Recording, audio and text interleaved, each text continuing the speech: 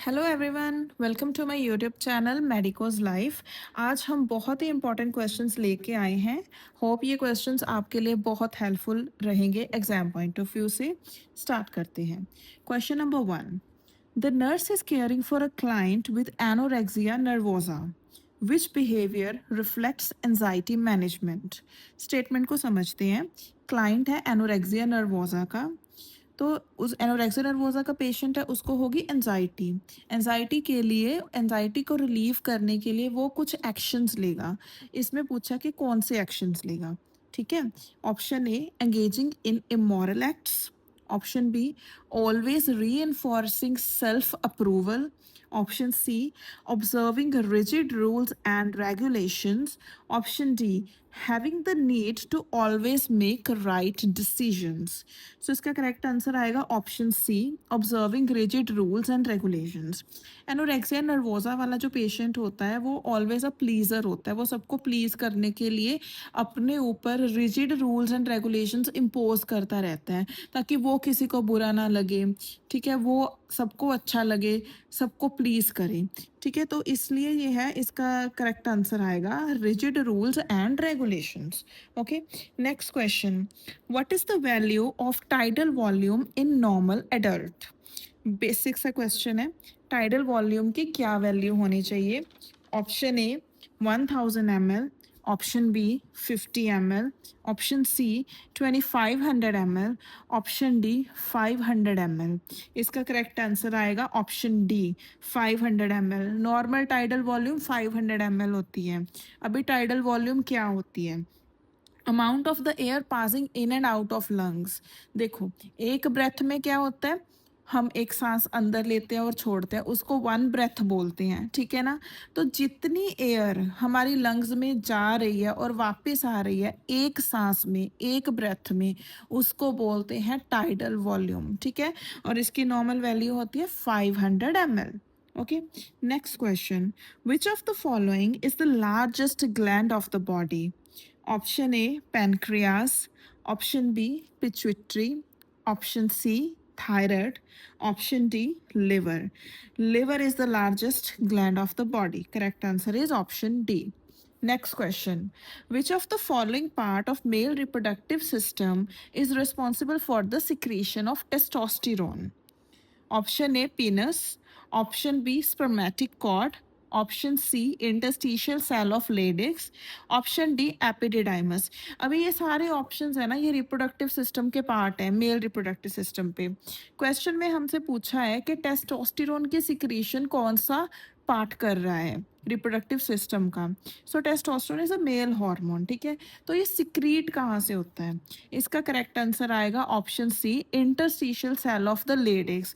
Picture में भी आप देख सकते हैं कि इंटरस्टिशियल सेल्स जो है ना, वो सैमनीफेरस ट्यूब्यूल्स के इन बिटवीन प्रेजेंट होते हैं और ये सिक्रीट करते हैं टेस्टोस्टेरोन को। सैमनीफेरस ट्यूब्यूल्स कहाँ पे होते हैं, टेस्टिस में। सो टेस्टोस्टेरोन सिक्रीट टेस्टिस में ही होता है, लेकिन टेस्टिस में कहाँ पे होता है, इंटरस्टिशियल सेल्स ऑफ लेडिक में। Next question. In which of the following situation the gastric lavage procedure should be avoided? ये मोस्ट इंपॉर्टेंट क्वेश्चन है, नॉर्सेट में बहुत बार आया हुआ है। गैस्ट्रिक लवाज कौन से केसेस में हम नहीं करेंगे। Option A, kerosene poisoning. Option B, arsenic poisoning. Option C, organophosphate poisoning. Option D, ethanol poisoning. इसका करेक्ट आंसर आएगा ऑप्शन ए, कैरोसिन पॉइजनिंग। अभी हम ये डिस्कस करते हैं कि कैरोसिन पॉइजनिंग में गैस्ट्रिक लवाज क्यों नहीं करते। सबसे पहले तो गैस्ट्रिक लवाज क्या होते हैं, राइल्स ट्यूब डालते हैं और उसमें काफ़ी सारा फ्लूइड हम इंस्टिल कर देते हैं, जिससे क्या है कि पेशेंट को वॉमिट इंड्यूस हो जाती है।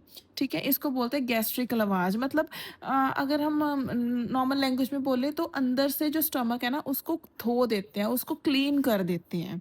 क्यों करते हैं, देखो, जब कोई पॉइजनिंग का पेशेंट आता है, ठीक है, कुछ पॉइजनिंग तो उसकी बॉडी में एब्जॉर्ब हो चुकी होती है, लेकिन कुछ पॉइजन जो है ना, वो स्टमक में प्रेजेंट होता है, जो अनएब्जॉर्ब्ड होता है। ठीक है, तो वो अनएब्जॉर्ब्ड है ना, वो क्लीन आउट हो जाता है। गैस्ट्रिक लवाज से। गैस्ट्रिक लवाज से जो पॉइज़न बचा हुआ है उसको क्लीन आउट कर दिया जाता है, अंदर से स्टमक को धो दिया जाता है ताकि कम से कम पॉइज़न एब्ज़ॉर्ब हो पेशेंट में, ठीक है? तो ये होता है गैस्ट्रिक लवाज। अभी गैस्ट्रिक लवाज जो है, ये किस कंडीशन में हम नहीं करते, किस कंडीशन में कॉन्ट्रा इंडिकेटेड है कि करना ही नहीं है? इसका करेक्ट आंसर आएगा ऑप्शन ए केरोसिन पॉइज़निंग। केरोसिन पॉइज़निंग में कभी भी गैस्ट्रिक लवाज नहीं दिया जाता। क्यों? क्योंकि केरोसिन एक तो थिन लिक्विड है, पतला सा लिक्विड है, ठीक है? और ये हाईली वॉलेटाइल है। हाईली वॉलेटाइल का मतलब क्या होता है? वॉलेटाइल का मतलब होता है जो ईज़िली इवेपोरेट कर जाए, और ये ईज़िली इवेपोरेट कर जाता है। तो जब हम केरोसिन पॉइज़निंग वाले पेशेंट में गैस्ट्रिक लवाज करेंगे, तो वो पेशेंट के एस्पिरेशन के रिस्क को बढ़ा देगा। पेशेंट एस्पिरेट कर सकता है, उसे केमिकल न्यूमोनाइटिस हो जाएगा। तो इसलिए केरोसिन पॉइज़निंग वाले पेशेंट में गैस्ट्रिक लवाज नहीं करना। अभी एक क्वेश्चन और माइंड में आता है कि केरोसिन पॉइजनिंग में अगर रिस्क ऑफ एस्पिरेशन है तो बाकियों में क्यों नहीं है? बाकियों में देखो, एस्पिरेशन का रिस्क तो सभी में ही है, लेकिन केरोसिन में बहुत ज़्यादा है, क्योंकि केरोसिन एक हाइड्रोकार्बन है और ये हाईली वॉलेटाइल है। हाईली वॉलेटाइल का मतलब क्या होता है? बहुत ज़्यादा इवेपोरेट करता है ये। तो जब वॉमिट इंड्यूस होगी, ये इवेपोरेट करके एयरवे में चला जाएगा, एयरवे को ट्रिगर करेगा, इरिटेट करेगा एयरवे को। जब एयरवे इरिटेट होगा तो क्या होगा? पेशेंट को कफ होगा, ठीक है? वॉमिट के टाइम अगर वो कफ करेगा तो क्या होगा? वो एस्पिरेट कर जाएगा, ठीक है? हालाँकि आर्सेनिक और गैनोफॉस्फेट ये जो सभी हैं, ये इतने वॉलेटाइल नहीं है जितने केरोसिन है, ठीक है ना? इसके कंपैरेटिवली ये कम है। तो इसलिए अगर केरोसिन पॉइज़निंग है, गैस्ट्रिक लवाज बिल्कुल नहीं करना। पेशेंट के एस्पिरेशन के रिस्क बहुत ज़्यादा है। क्यों ज़्यादा है? क्योंकि ये हाईली वॉलेटाइल है, ठीक है? सेकेंडली, अगर गैस्ट्रिक लवाज हम किसी पेशेंट को दे रहे हैं ना, वो within the 1 hour of ingestion of the poison देना है, ठीक है? पॉइजन लेने के 1 घंटे के बीच बीच में ही गैस्ट्रिक लवाज देने का फ़ायदा है, तभी कुछ अनएब्जॉर्ब्ड पॉइजन जो है ना वो क्लियर आउट होगा, वरना नहीं है, ठीक है? Next question. Stiffness in the body that occur 2 to 4 hours after the death is called option A rigor mortis, option B liver mortis, option C alger mortis, option D stiff mortise. तो इसमें पूछा है कि death के 2 या 4 घंटे बाद जो बॉडी में स्टिफनेस हो जाती है उसको क्या बोलते हैं? उसको बोलते हैं rigor mortis. Correct answer is option A, ठीक है? देन उसके बाद हम बात करते हैं एल्गर मोटिस की। देखो, एल्गर का मतलब है टेम्परेचर। एल्गर मोटिस क्या होता है कि डेथ के बाद जो पर्सन है ना उसकी बॉडी एकदम कूल डाउन होने लग जाती है, उसकी बॉडी का टेम्परेचर कम होने लग जाता है।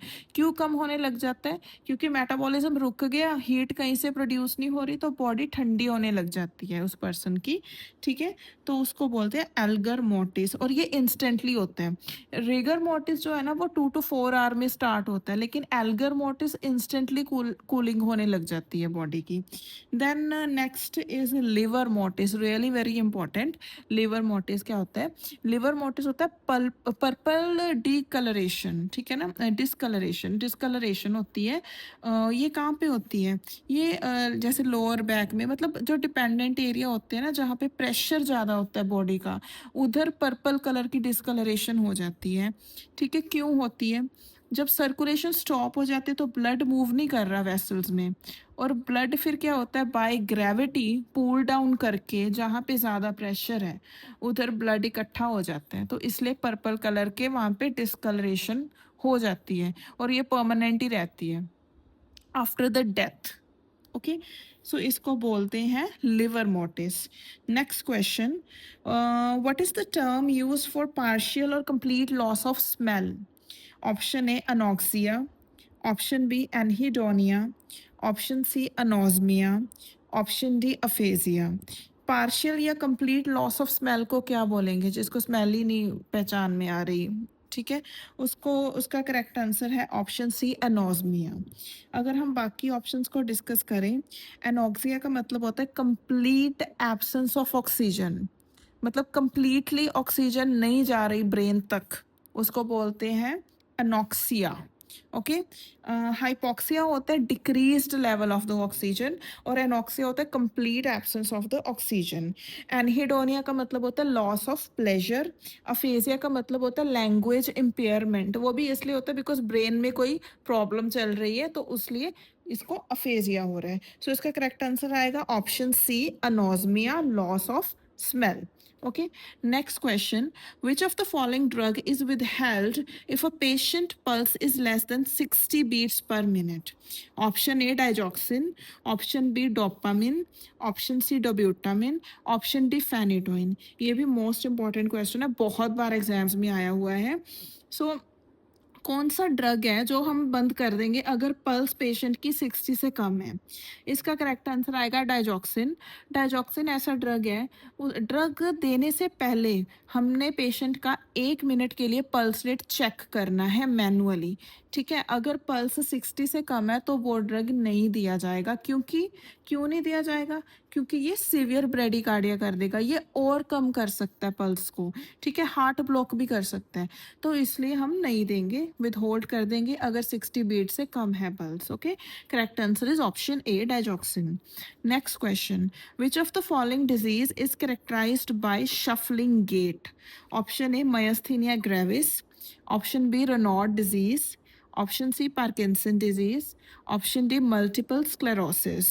सो शफलिंग गेट किस में होता है? शफलिंग गेट का मतलब क्या होता है कि शफल कर करके, हिल हिल के चल रहा है patient. Gait is a pattern of walking. ठीक है, तो शफलिंग गेट मतलब शफल करता करता वॉक कर रहा है पेशेंट। तो ये किस में देखने को मिलेगा? सो ये मिलेगा ऑप्शन सी, पार्किंसन डिजीज में। ठीक है, correct answer is option C, Parkinson disease. Parkinson disease में क्या होता है? रिजिडिटी, ट्रेमर्स, ब्रेडिकाइनेजिया, ब्रेडिकाइनेजिया यानी कि स्लो मूवमेंट, और शफलिंग गेट। ठीक है, पार्किंसन डिजीज होता क्यों है? पार्किंसन डिजीज में क्या होता है कि जो न्यूरोट्रांसमीटर है ना, डोपामिन, वो उसकी वैल्यू कम हो जाती है पेशेंट की बॉडी में। ठीक है, जिससे पेशेंट को ये सिम्टम्स शो होते हैं। ठीक है, पार्किंसन में क्या होता है? डोपामिन की वैल्यू कम हो जाती है। क्यों कम होते हैं डोपामिन की वैल्यू? क्योंकि जो डोपामिन प्रोड्यूसिंग न्यूरॉन्स है ना सब्सटेंशिया नाइग्रा में, वो डीजेनरेट हो जाते हैं। सब्सटेंशिया नाइग्रा ब्रेन का पार्ट है। सो डोपामिन प्रोड्यूसिंग न्यूरॉन्स जब डीजेनरेट होंगे तो बॉडी में डोपामिन की कमी होगी, और उसके ऊपर क्या होगा? फिर पार्किंसन डिजीज आ जाएगा। ठीक है ना, तो इसका करेक्ट आंसर आएगा option C. Next question, which of the following is not a mood stabilizing agent? Mood stabilizing agent नहीं है। Option A, fluoxetine. Option B, lithium. Option C, valproic acid. Option D, clonazepam. Mood stabilizing agent यानी कि mood stabilizing agent mania और bipolar disorder में use किया जाते हैं, तो इसमें से कौन सा नहीं है? Correct answer is option A, fluoxetine. Fluoxetine नहीं है। फ्लुक्सेटिन क्या है? फ्लुक्सेटिन एंटी डिप्रेसेंट है। ठीक है, तो fluoxetine is a correct answer. Okay, next and the last question, which of the following can be regarded as a confirmed early diagnosis of pregnancy?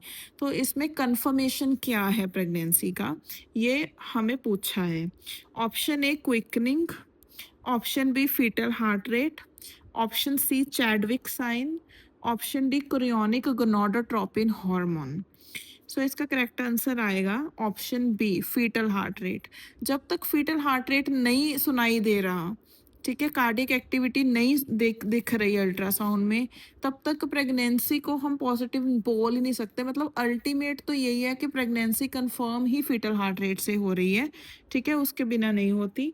Quickening भी एक सब्जेक्टिव साइन हो सकता है, चैडविक भी सब्जेक्टिव साइन हो सकता है। ठीक है, so correct answer is option B, fetal heart rate. बाकी जो है ना, chorionic gonadotropin HCG UPT kit है, वो भी फॉल्स पॉजिटिव आ सकती है। ठीक है, सो बाकी सारे जो है ना वो कंफर्मेटरी टेस्ट नहीं है, कंफर्मेशन फीटल हार्ट रेट से ही होगा।